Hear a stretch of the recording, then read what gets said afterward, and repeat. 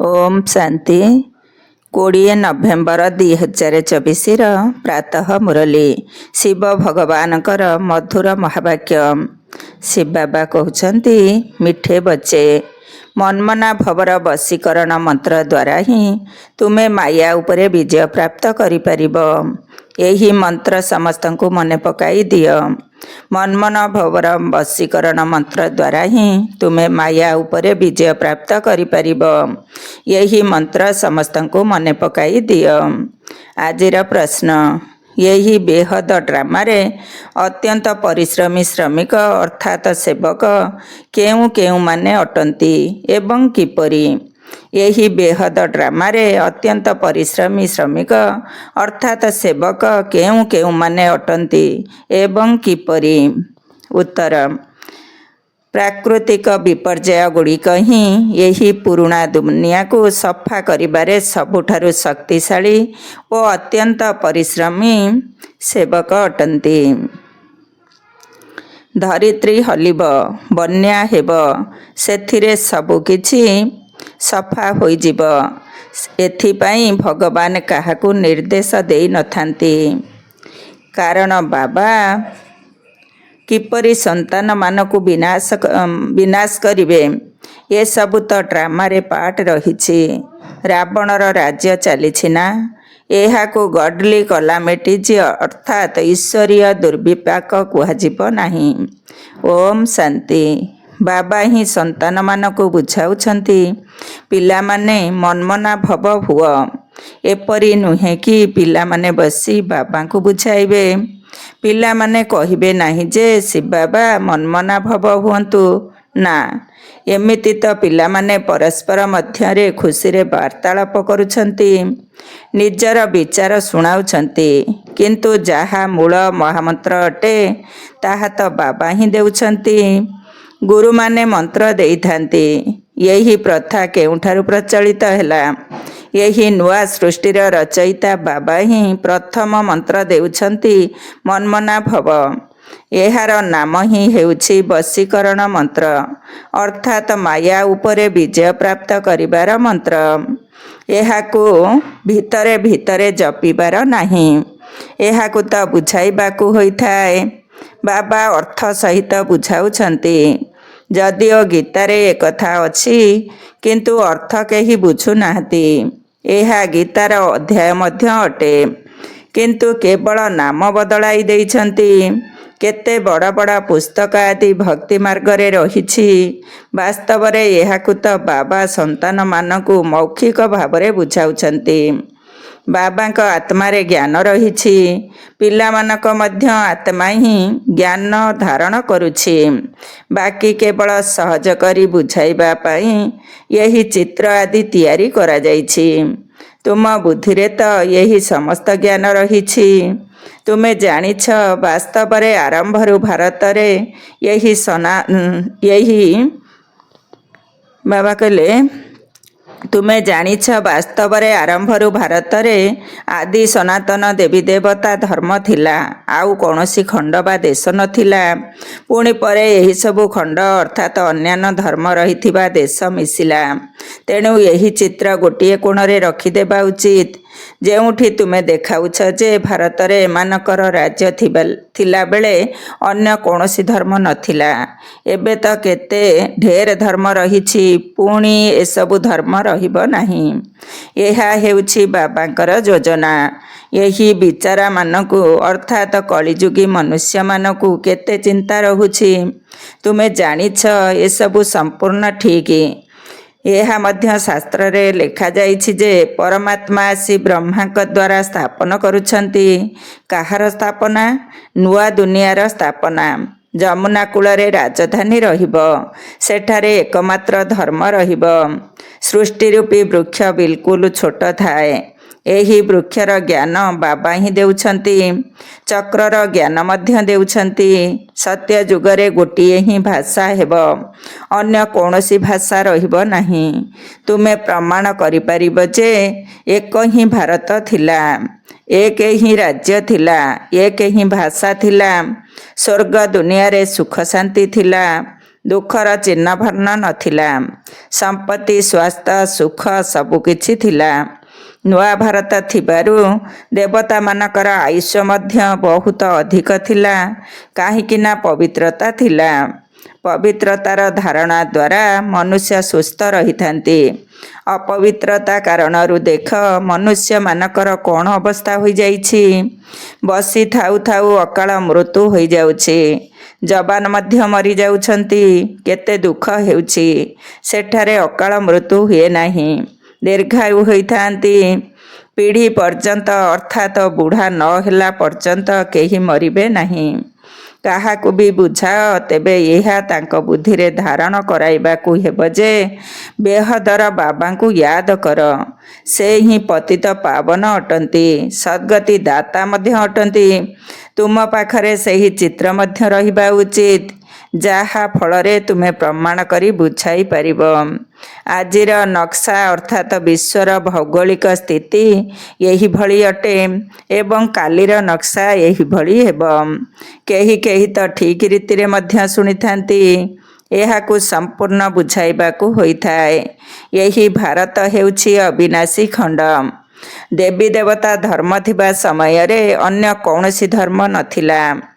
ଏବେ ସେହି ଆଦି ସନାତନ ଦେବୀ ଦେବତା ଧର୍ମ ନାହିଁ। ଏହି ଲକ୍ଷ୍ମୀ ନାରାୟଣ କୁଆଡ଼େ ଗଲେ କେହି କହିପାରିବେ ନାହିଁ। କାହା ପାଖରେ ଉତ୍ତର ଦେବାର ଶକ୍ତି ମଧ୍ୟ ନାହିଁ।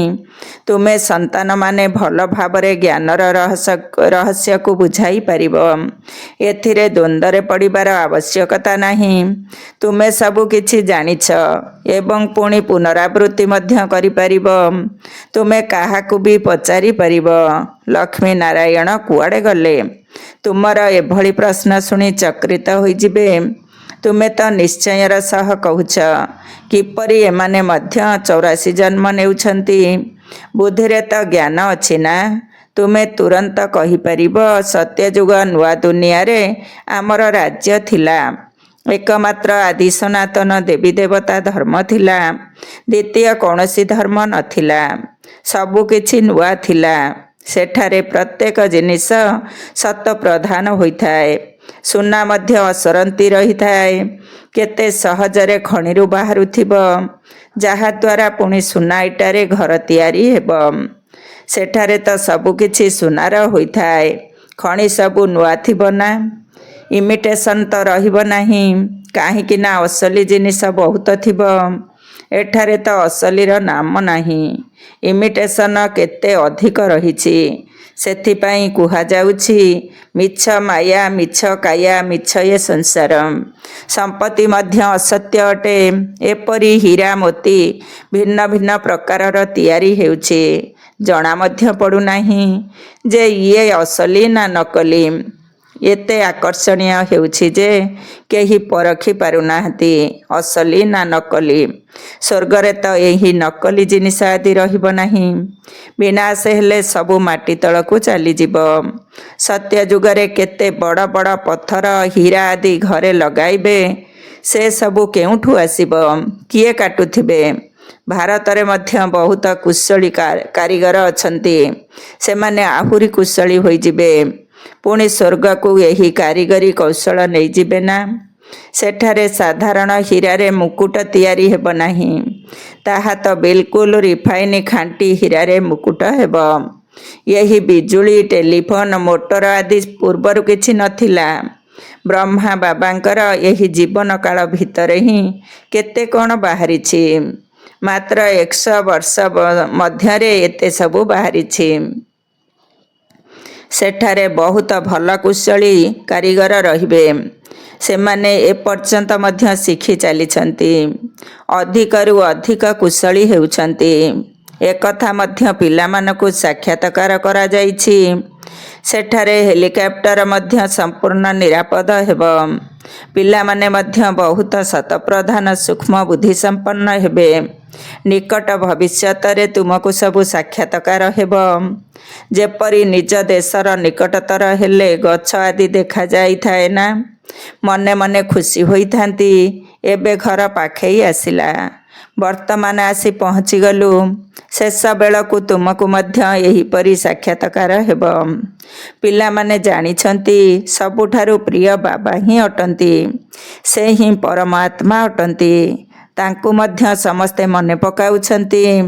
ତୁମେ ମଧ୍ୟ ଭକ୍ତି ମାର୍ଗରେ ପରମାତ୍ମାକୁ ମନେ ପକାଉଥିଲ ନା?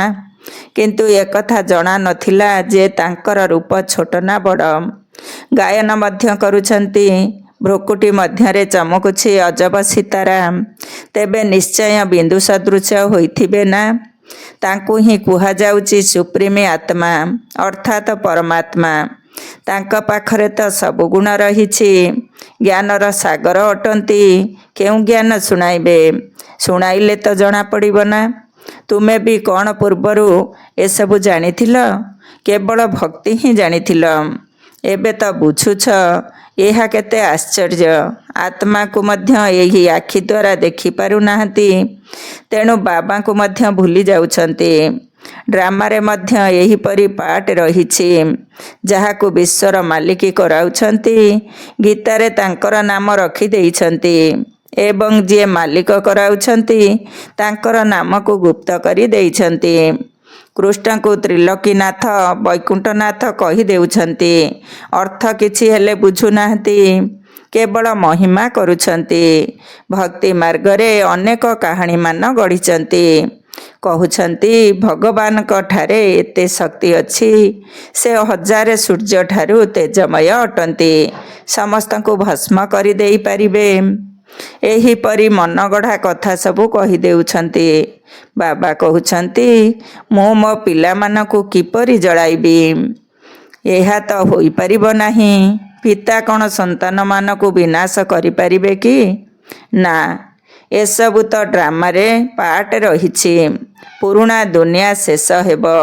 ପୁରୁଣା ଦୁନିଆର ବିନାଶ ନିମନ୍ତେ ଏହି ପ୍ରାକୃତିକ ବିପର୍ଯ୍ୟୟମାନ ସେବାଧାରୀ ଅଟନ୍ତି। ପଞ୍ଚତତ୍ତ୍ୱ କେତେ ଶକ୍ତିଶାଳୀ ଶ୍ରମିକ ଅଟନ୍ତି। ଏପରି ନୁହେଁ ଯେ ତାଙ୍କୁ ବାବାଙ୍କର ନିର୍ଦ୍ଦେଶ ମିଳିଛି ବିନାଶ କର। ନା, ତୋଫାନ ହେଉଛି, ଅକାଳ ପଡ଼ୁଛି। ଭଗବାନ କ'ଣ କହୁଛନ୍ତି ଏପରି କର? କେବେ ନୁହେଁ। ଏସବୁ ତ ଡ୍ରାମାରେ ସେମାନଙ୍କର ପାର୍ଟ ରହିଛି। ବାବା କହୁନାହାନ୍ତି କି ବମ୍ ତିଆରି କର। ଏସବୁକୁ ରାବଣର ମତ କୁହାଯିବ। ଏହା ପୂର୍ବ ପ୍ରସ୍ତୁତ ଡ୍ରାମା ଅଟେ। ରାବଣର ରାଜ୍ୟ ହୋଇଥିବାରୁ ଆସୁରୀ ବୁଦ୍ଧି ହୋଇଯାଉଛନ୍ତି। କେତେ ମରୁଛନ୍ତି। ଶେଷରେ ସବୁକିଛି ଜଳାଇ ଦେବେ। ଏହା ପୂର୍ବ ପ୍ରସ୍ତୁତ ଖେଳ ଅଟେ ଯାହାର ପୁନରାବୃତ୍ତି ହେଉଛି।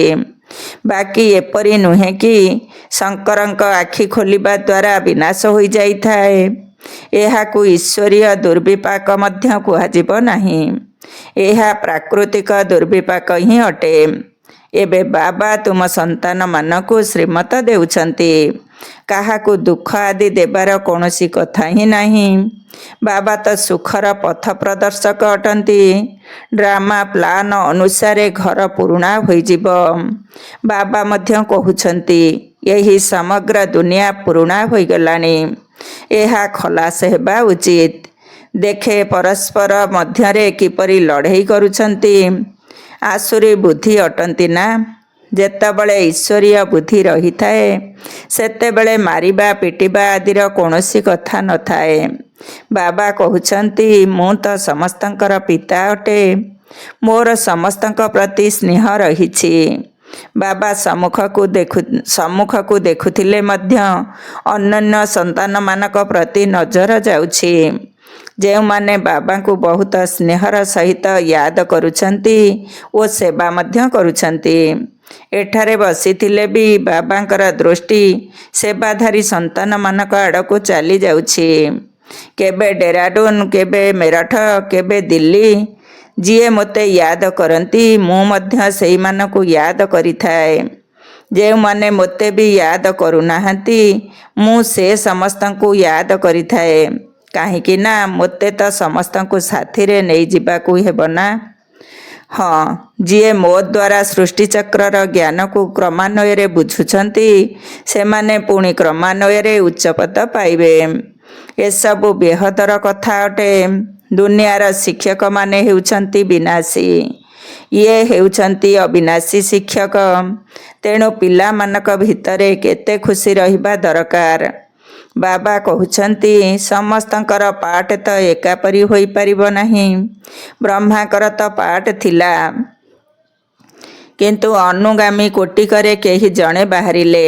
ନୂଆ ନୂଆ ପିଲାମାନେ କହୁଛନ୍ତି, ବାବା ମୁଁ 7 ଦିନର ପିଲା ଅଟେ, ମୁଁ ଗୋଟିଏ ଦିନର ପିଲା ଅଟେ। ତେଣୁ ପୁଙ୍ଗରେ ଅର୍ଥାତ୍ ବିରାଡ଼ି ଛୁଆ ଭଳି ଛୋଟ ହେଲେ ନା। ତେଣୁ ବାବା ପ୍ରତ୍ୟେକ କଥା ବୁଝାଉଛନ୍ତି। ବାସ୍ତବରେ ନଦୀ ମଧ୍ୟ ପାର କରି କରାଚିରୁ ଆବୁ ଆସିଥିଲେ। ବାବାଙ୍କର ଆସିବା ପରେ ଜ୍ଞାନ ଆରମ୍ଭ ହେଉଛି। ତାଙ୍କର କେତେ ମହିମା ରହିଛି। ସେହି ଗୀତାର ଅଧ୍ୟାୟ ତ ତୁମେ ଜନ୍ମ ଜନ୍ମାନ୍ତର କେତେ ଥର ପଢ଼ିଥିବ। ଫରକ ଦେଖ କେତେ ରହିଛି। କେଉଁଠି କୃଷ୍ଣ ଭଗବାନ ଉବାଚ, କେଉଁଠି ଶିବ ପରମାତ୍ମା ଉବାଚ। ରାତି ଦିନର ଫରକ ରହିଛି। ତୁମ ବୁଦ୍ଧିରେ ଏବେ ରହିଛି ଯେ ଆମେ ସତ୍ୟ ଖଣ୍ଡରେ ଥିଲୁ। ସୁଖ କି ବହୁତ ଦେଖିଛୁ। 3/4 ଭାଗ ସୁଖ ଦେଖିଛୁ। ବାବା ସୁଖ ନିମନ୍ତେ ଡ୍ରାମା କରାଇଛନ୍ତି, ଦୁଃଖ ନିମନ୍ତେ ନୁହେଁ। ଦୁଃଖ ତ ତୁମକୁ ପରେ ମିଳୁଛି। ଏତେ ଜଲ୍ଦି ଲଢ଼େଇ ତ ଲାଗିପାରିବ ନାହିଁ। ତୁମକୁ ବହୁତ ସୁଖ ମିଳୁଛି। ଅଧା ଅଧା ହେଲେ ମଧ୍ୟ ଏତେ ମଜା ରହିବ ନାହିଁ। 3500 ବର୍ଷ ତ କୌଣସି ଲଢ଼େଇ ଲାଗିବ ନାହିଁ। ରୋଗ ଇତ୍ୟାଦି ମଧ୍ୟ ହେବ ନାହିଁ। ଏଠାରେ ତ ଦେଖ ରୋଗ ପରେ ରୋଗ ଲାଗି ରହିଛି। ସତ୍ୟଯୁଗରେ କ'ଣ ଏପରି କୀଟପତଙ୍ଗ ରହିବେ ଯିଏକି ଶସ୍ୟ ପ୍ରଭୃତି ଖାଇଦେବେ? ସେଠାରେ ଏଭଳି କୀଟ ରହିବେ ନାହିଁ। ସେଥିପାଇଁ ତ ତା'ର ନାମ ହେଉଛି ସ୍ୱର୍ଗ। ତେଣୁ ବିଶ୍ୱର ନକ୍ସା ମଧ୍ୟ ତୁମେ ଦେଖାଇବା ଉଚିତ। ତେବେ ଯାଇ ବୁଝାଇ ପାରିବ। ଅସଲରେ ଏହା ହିଁ ଭାରତ ଥିଲା। ଅନ୍ୟ କୌଣସି ଧର୍ମ ନଥିଲା। ପୁଣି କ୍ରମାନ୍ୱୟରେ ଧର୍ମ ସ୍ଥାପନକାରୀମାନେ ଆସିଥାନ୍ତି। ଏବେ ତୁମେ ବିଶ୍ୱର ଇତିହାସ ଭୂଗୋଳ ବିଷୟରେ ଜାଣୁଛ।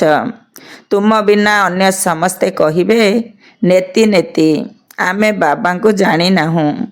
କହିଦେଉଛନ୍ତି ତାଙ୍କର କୌଣସି ନାମ ରୂପ ଦେଶକାଳ ନାହିଁ। ନାମ ରୂପ ନଥିଲେ କୌଣସି ଦେଶ ମଧ୍ୟ ହୋଇପାରିବ ନାହିଁ। କିଛି ହେଲେ ବି ବୁଝିନାହାନ୍ତି। ଏବେ ବାବା ନିଜର ଯଥାର୍ଥ ପରିଚୟ ତୁମକୁ ଦେଉଛନ୍ତି। ଆଚ୍ଛା, ମିଠା ମିଠା ଶିଖିଲ ଧେ ସନ୍ତାନମାନଙ୍କ ପ୍ରତି ମାତା ପିତା ବାପଦାଦାଙ୍କର ମଧୁର ସ୍ନେହ ସମ୍ପନ୍ନ ଶୁଭେଚ୍ଛା ଏବଂ ସୁପ୍ରଭାତ। ଆତ୍ମିକ ପିତାଙ୍କର ଆତ୍ମିକ ସନ୍ତାନମାନଙ୍କୁ ନମସ୍ତେ। ଆମ ଆତ୍ମିକ ସନ୍ତାନମାନଙ୍କର ଆତ୍ମିକ ବାପଦାଦାଙ୍କୁ ନମସ୍ତେ ନମସ୍ତେ ଏବଂ ସୁପ୍ରଭାତ। ଧାରଣା ପାଇଁ ମୁଖ୍ୟ ସାର। 1 ନମ୍ବର, ସଦାସର୍ବଦା ଅସରନ୍ତି ଖୁସିରେ ରହିବା ପାଇଁ ବେହଦର ବାବା ଯେଉଁ ସବୁ ବେହଦର କଥା ଶୁଣାଉଛନ୍ତି ସେଗୁଡ଼ିକୁ ସ୍ମରଣ କରିବାକୁ ହେବ ଏବଂ ବାବାଙ୍କୁ ଅନୁସରଣ କରି ଚାଲିବାକୁ ପଡ଼ିବ। 2 ନମ୍ବର, ସର୍ବଦା ସୁସ୍ଥ ରହିବା ପାଇଁ ପବିତ୍ରତାକୁ ଆପଣାଇବାକୁ ପଡ଼ିବ। ପବିତ୍ରତାର ଆଧାରରେ ହିଁ ସ୍ୱାସ୍ଥ୍ୟ ସମ୍ପତ୍ତି ଏବଂ ଖୁସିର ସମ୍ପତ୍ତି ବାବାଙ୍କଠାରୁ ନେବାକୁ ହେବ। ଆଜିର ବରଦାନ, ସର୍ବ ପ୍ରାପ୍ତିଗୁଡ଼ିକୁ ସ୍ମୃତିରେ ଜାଗ୍ରତ ରଖି ସର୍ବଦା ସମ୍ପନ୍ନ ରହୁଥିବା ସନ୍ତୁଷ୍ଟ ଆତ୍ମା ଭବ। ସର୍ବ ପ୍ରାପ୍ତିଗୁଡ଼ିକୁ ସ୍ମୃତିରେ ଜାଗ୍ରତ ରଖି ସର୍ବଦା ସମ୍ପନ୍ନ ରହୁଥିବା ସନ୍ତୁଷ୍ଟ ଆତ୍ମା ଭବ। ଏହି ସଙ୍ଗମ ଯୁଗରେ ବାପଦାଦାଙ୍କ ଦ୍ୱାରା ଯେଉଁ ସବୁ ପ୍ରାପ୍ତିଗୁଡ଼ିକ ହେଉଛି ସେଗୁଡ଼ିକର ସ୍ମୃତି ସର୍ବଦା ମନ ଭିତରେ ଜାଗ୍ରତ ରହିବା ଦରକାର, ଯାହାଦ୍ୱାରା ସେହି ପ୍ରାପ୍ତିଗୁଡ଼ିକର ଖୁସି କେବେ ବି ତୁମକୁ ହଲଚଲରେ ଆଣି ତଳକୁ ଖସିବାକୁ ଦେବ ନାହିଁ। ସର୍ବଦା ଅଚଳ ରହିବ। କାହିଁକିନା ସମ୍ପନ୍ନତା ଆତ୍ମାକୁ ସର୍ବଦା ଅଚଳ କରିଦିଏ, ହଲଚଲରୁ ମୁକ୍ତ କରିଦିଏ। ଯେଉଁମାନେ ସର୍ବପ୍ରାପ୍ତିରେ ସମ୍ପନ୍ନ ଅଟନ୍ତି ସେମାନେ ସର୍ବଦା ରାଜି ଅର୍ଥାତ୍ ସନ୍ତୁଷ୍ଟ ରହିଥାନ୍ତି ଏବଂ ସନ୍ତୁଷ୍ଟତା ସବୁଠାରୁ ବଡ଼ ସମ୍ପତ୍ତି ମଧ୍ୟ ଅଟେ। ତେଣୁ ଯାହା ପାଖରେ ସନ୍ତୁଷ୍ଟତା ଅଛି ତା ପାଖରେ ସବୁ କିଛି ଅଛି। ସେମାନେ ସର୍ବଦା ଏହି ଗୀତ ଗାଉଥାନ୍ତି, ଯାହା ପାଇବାର ଥିଲା ତାହା ପାଇଗଲି। ଆଜିର ସ୍ଲୋଗାନ, ଯଦି ସ୍ନେହ ରୂପୀ ଝୁଲଣାରେ ବସିଯିବ ତେବେ ମେହନତ ଆପେ ଆପେ ସମାପ୍ତ ହୋଇଯିବ। ଯଦି ସ୍ନେହ ରୂପୀ ଝୁଲଣାରେ ବସିଯିବ ତେବେ ମେହନତ ଆପେ ଆପେ ସମାପ୍ତ ହୋଇଯିବ। ଓମ୍ ଶାନ୍ତି।